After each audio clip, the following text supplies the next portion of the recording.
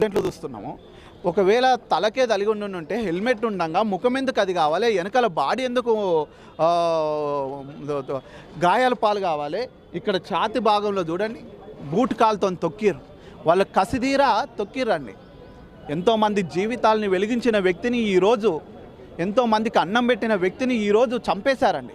ఒక త్రాగుబోతు కాదు ఈయన, ఒక తిరుగుబోతు కాదు, ఒక ఉగ్రవాది కాదు, ఒక రేపిస్ట్ కాదు ప్రవీణ్ పగడాలంటే. నాలాంటి వాళ్లకు ఎందరికో ఒక అన్న అయిండు, ఒక తండ్రి అయిండు, ఒక తల్లి అయిండు. ఆదరించిన వ్యక్తి, అనాథ పిల్లలకి ఒక తండ్రిగా మారిన వ్యక్తి ఈరోజు ఇలా చంపేశారండి.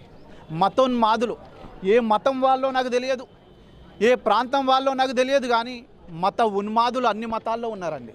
ఒక క్రైస్తవ మతం గురించి వెనకేసుకొని రాను. క్రైస్తవ మతంలో ఉన్న వాళ్ళు మతోన్మాదులు ఉన్నారు, హిందూ మతంలో ఉన్నారు మతోన్మాదులు, ముస్లిం మతంలో ఉన్నారు మతోన్మాదులు. ఏ మతము కానీ, పవిత్రమైన ఏ మతము కానీ, హిందూ మతం కానీ, ముస్లిం మతం కానీ, క్రిస్టియన్ మతం కానీ, బౌద్ధ మతం కానీ, ఏ గ్రంథము కూడా తోటి మనిషిని మనిషిగా చూడమంటుంది కానీ చంపమని లేదు. ప్రవీణ్ పగడాల గారు ఒక బోధించారండి, ఒక వ్యక్తిని హిందూ అని చూడకు, ముస్లిం అని చూడకు, క్రిస్టియన్ అని చూడకు, ఆ వ్యక్తిలో మనిషి అని, మానవత్వం అని చూడమని చెప్పాడండి.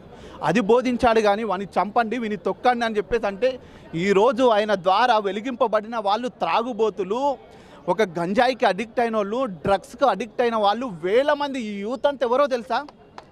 పనికి మాలిన పనులు చేసి అసలు సమాజానికి చీడపురుగులుగా మారే వ్యక్తులు ఈరోజు ప్రభుత్వ ఉద్యోగాలని చేస్తున్న వాళ్ళు ఉన్నారు, ఈరోజు సాఫ్ట్వేర్గా మారిన వాళ్ళు ఉన్నారు. ఇది అలా మార్చిండు వ్యక్తుల్ని, సన్మార్గంలోకి మార్చిండు, దుర్మార్గ స్థితిలో నుంచి. అది చేసిండు కానీ మతం మార్చలేదండి. మనిషి మార్గంలో, అరే నీ మార్గము ఈ త్రాగుడు నుండి మారు, ఈ యొక్క దొంగ పనుల నుండి మారు. తల్లిదండ్రుల్ని పట్టించుకొని విడిచిపెట్టి పారిపోయిన వాళ్ళని తల్లిదండ్రుల చెంతకు చేర్చి పెళ్లి చేసిండండి ఈయన.